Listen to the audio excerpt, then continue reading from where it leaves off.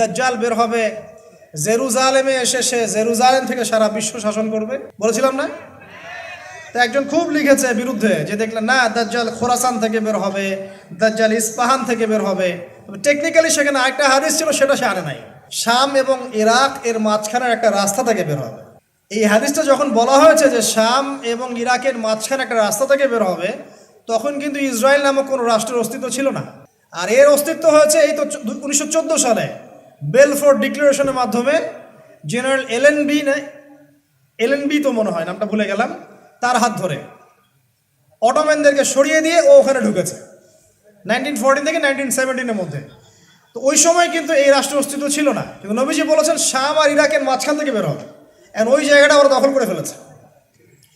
এমনকি তামিমদারির যে হাদিসটা আছে যেখানে দাজ্জাল শেকল দিয়ে বাঁধা আছে না, একটা জায়গায় বলা আছে, ওখানেও তামিমদারিকে প্রশ্ন করছেন ওই মানুষরূপী দাজ্জাল যে বাইসানের খেজুর গাছে কি খেজুর ধরে, আবারিয়া হ্রদে কি পানি আছে? তখন এই জায়গাগুলো কিন্তু তখন শামের অন্তর্ভুক্ত ছিল।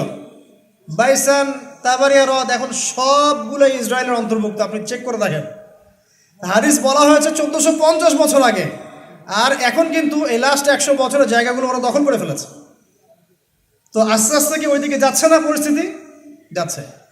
এখন বিষয়টা হচ্ছে সে একজন মানুষ, সে কোনো সভ্যতা নয়, তার কোকড়ানো চুল থাকবে, সে খুব হেভিলি বিল্ড হবে, তার শারীরিক শক্তি থাকবে বেশি, তার এক চোখ অন্ধ থাকবে, ঠিক আছে?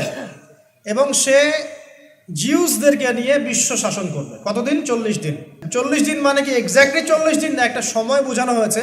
এটা নিয়ে ওলামায়ে কেরামের মাঝে ইখতিলাফ আছে। তবে এতটুকু বলা হয়েছে তার প্রথম দিনটা হবে 1 বছরের সমান, দ্বিতীয় দিনটা হবে 1 মাসের সমান, আর তৃতীয় দিনটা হবে 1 সপ্তাহের সমান, এবং বাকি দিনগুলো মানুষের দিনের মতোই, আমাদের দিনের মতোই হবে। নূহ আলাইহিস সালামের সময়েও দাজ্জাল পৃথিবীতেই, কারণ নূহ আলাইহিস সালাম তার কওমকে দাজ্জাল সম্পর্কে সতর্ক করছেন, ঠিক আছে?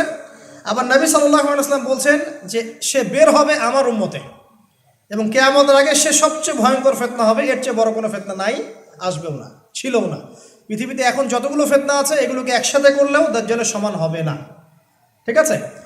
সে বিশ্ব শাসন করবে, তার 1 হাতে জান্নাত 1 হাতে জাহান্নাম, মানে এটা রূপক অর্থে, কারণ জান্নাত জাহান্নাম হাতে আনা সম্ভব নয়। সে একটা কওমের পাশ দিয়ে হেঁটে যাবে, কওমের লোকদেরকে বলবে আমাকে আল্লাহ বলে মেনে নাও।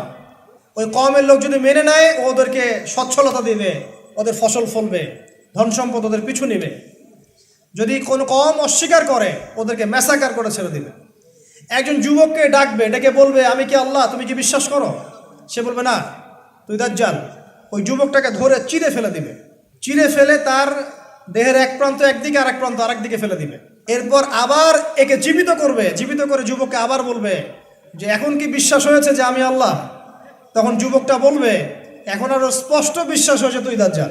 কারণ নবী সাল্লাল্লাহু আলাইহি ওয়াসাল্লাম বলেছিলেন যে দাজ্জাল এরকম করে চিরে একজনকে ফাড়বে আবার জীবিত করবে। নবী সাল্লাল্লাহু আলাইহি ওয়াসাল্লাম বলেছেন এই যুবক হবে অনেক উঁচু স্তরের শহীদ। সুবহানাল্লাহ। তো সে কি, কোথায়?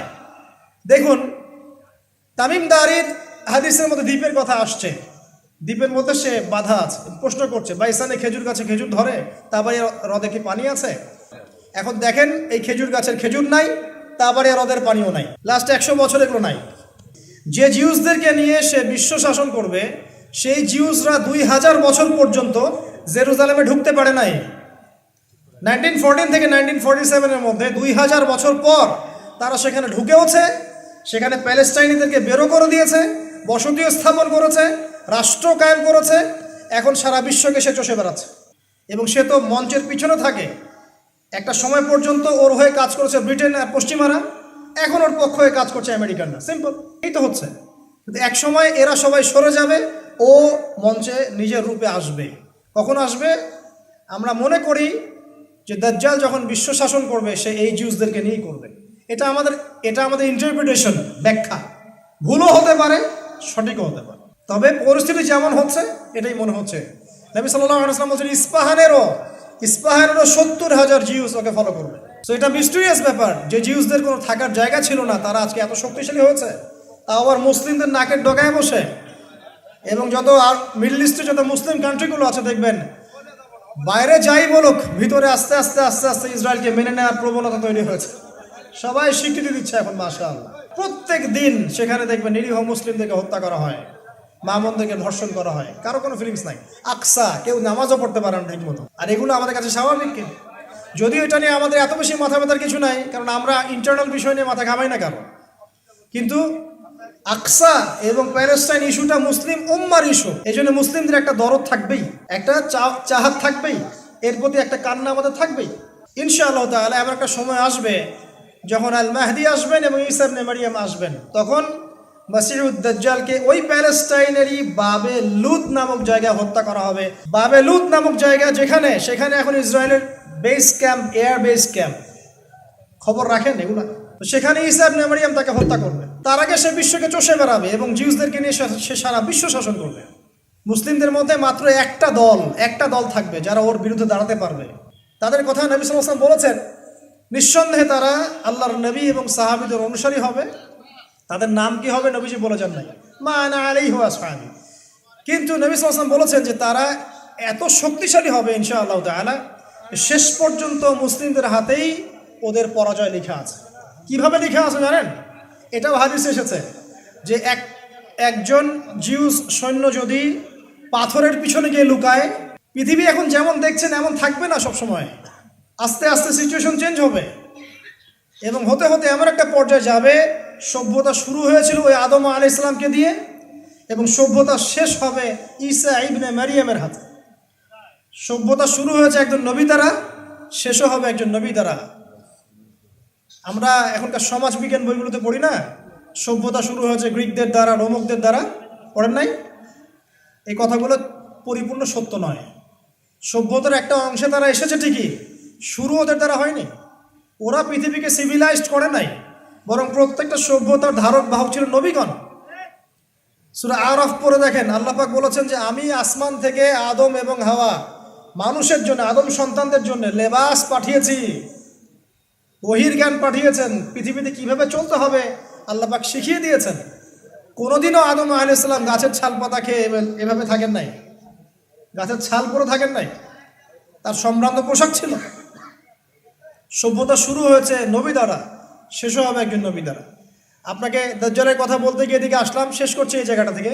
দেখুন, সে পৃথিবীতে আছে, বের হবে আখিরুজ জামানে এবং সবচেয়ে বড় ফিতনা। বাট নবী সাল্লাল্লাহু আলাইহি ওয়াসাল্লাম বলেছেন সে মক্কা মদিনায় ঢুকতে পারবে না। ঠিক আছে হাদিস? আচ্ছা, এবার দেখেন, যেই নবী সাল্লাল্লাহু আলাইহি ওয়াসাল্লাম বলছেন যে দাজ্জাল মক্কা আর মদিনায় ঢুকতে পারবে না, ফেরেশতারা তাকে পাহারা দিয়ে রাখবে, তাই না? গেটে গেটে পাহারা দিয়ে রাখবে। সেই নবী সাল্লাল্লাহু আলাইহি ওয়াসাল্লাম মদিনাতেই ইবনে সাইয়্যিদ নামক একজন ব্যক্তিকে, একজন ইহুদি যুবককে দাজ্জাল মনে করছেন। তার সাথে সাহাবীরাও যাচ্ছেন। ইবনে সাইয়্যিদকে ডেকে বলছেন, ইবনে সাইয়্যিদ ইহুদি, তারও কোকড়ানো চুল, চোখের সমস্যা, একদম দাজ্জালের সাথে মিলে যায়। পাথর বলবে, ইয়া মুসলিম, হে মুসলিম, ইন্না ওয়ারা আল ইয়াহুদ তাআল ফাকতুলহু, তাআল ফাকতুলহু, হে মুমিন মুসলিম, আমার পিছনে একজন জিউস এসে লুকিয়েছে, আসো তাকে হত্যা করে যাও। নবীজি বলছেন, তুমি কি বিশ্বাস করো যে আমি শেষ নবী? তুমি কি বিশ্বাস করো আমি শেষ নবী? ইবনে সাইয়্যিদ বলছে, আপনি কি মানেন যে আমি নবী? কথা বুঝতে পারছেন কি বলছে ইবনে সাইয়্যিদ? আপনি কি মানেন যে আমি নবী? তো ওমর রাদিয়াল্লাহু আনহু বলছেন, ইয়া রাসূলুল্লাহ, আমাকে খালি একটা অনুমতি দেন, এই বেয়াদবের গর্দানটা উড়াই দেই। নবীজি বলছেন, হে ওমর, সে যদি আসলেই দাজ্জাল হয়ে থাকে তাহলে তুমি তাকে হত্যা করতে পারবে না, কারণ তার হত্যা লেখা আছে ঈসা ইবনে মারইয়ামের হাতে। ঠিক আছে?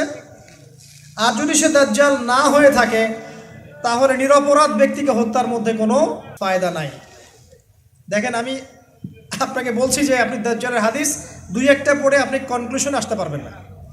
মদিনাতে দাজ্জাল ঢুকবে না, মক্কায় দাজ্জাল ঢুকবে না, কিন্তু মদিনাতে নবী সাল্লাল্লাহু আলাইহি ওয়াসাল্লাম ইবনে সাইয়্যিদকে ইনভেস্টিগেট করছেন। ওমর রাদিয়াল্লাহু আনহুকে বলছেন, সে যদি দাজ্জাল হয়ে থাকে তাহলে তুমি তাকে হত্যা করতে পারবে না, ঈসা ইবনে মারইয়াম তাকে হত্যা করবে। কিভাবে মেলাবেন এখন আপনি? এটা অনেক জটিল একটা সাবজেক্ট। এত সহজে দুই একটা হাদিস পড়ে দাজ্জাল সম্পর্কে কারো সমালোচনা করা যায় না, কনসেপ্টটা নিয়ে এত বেশি আলোচনা করা যায় না। শুধু এতটুকু জেনে রাখেন, সে এ বিশ্বের সবচেয়ে বড় ফিতনা হবে এবং সে আখিরুজ জামানে বের হবে এবং সে জিউসদেরকে নিয়ে বিশ্ব শাসন করবে। এখান থেকে বাঁচার জন্য আপনাকে একটা সলিউশন দিচ্ছি। আপনি সূরা কাহাফের প্রথম 10টা আয়াত পড়বেন, শেষের 10টা আয়াত পড়বেন। ইনশাআল্লাহ তাআলা আপনার জীবদ্দশায় যদি দাজ্জাল কখনো বের হয়, ইনশাআল্লাহ আপনি মাসিহুদ দাজ্জালের ফিতনা থেকে বেঁচে থাকবেন ইনশাআল্লাহ। খুশি হন নাই? ওকে কি ফেস করতে যাচ্ছেন? ফেস করতে পারবেন না। ফেস করার দরকার নাই। আপনি কল্পনাও করেন না যে আপনি তাকে ফেস করছেন। ওই যুগটা প্রচণ্ড রকম ফিতনার হবে, আপনি পারবেন না। এটা মুমিনদের পক্ষে কঠিন হয়ে যাবে। সো সবচেয়ে ভালো হচ্ছে আপনি সূরা কাহাফ তেলাওয়াত করেন। সূরা কাহাফ তেলাওয়াত করেন, ইনশাআল্লাহ তাআলা আল্লাহ রাব্বুল আলামিন আপনাকে মাসিহুদ দাজ্জালের ফিতনা থেকে বাঁচাবে ইনশাআল্লাহ। যেখানে ছিলাম ভাই, নামাজ পড়েন, কোরআন তেলাওয়াত করেন। কয়েকটা সূরার কথা বলছিলাম, বাকারা, আলে ইমরান, সূরা কাহাফের প্রথম 10 শেষ 10, সূরা হাসর, সূরা হাসরের শেষের 3 বা 4টা আয়াত মুখস্থ করবেন। সূরা জিন, সূরা জিনের প্রথম 10 আয়াত, সূরা মুমিনুনের শেষের 5টা আয়াত, এরপর সূরা কাফিরুন, সূরা ফালাক, সূরা নাস, সূরা ইখলাস। এতটুকু মুখস্থ করতে পারবেন না ইনশাআল্লাহ? আগামী বছর যদি আল্লাহ পাক সবাইকে হায়াতে রাখেন, আগামী বছর পর্যন্ত আপনাদের সময় দিচ্ছি, কোরআনের এই আয়াতগুলোকে মুখস্থ করতে পারবেন ইনশাআল্লাহ? আল্লাহ পাক সবাইকে তৌফিক দান করুন, আমিন।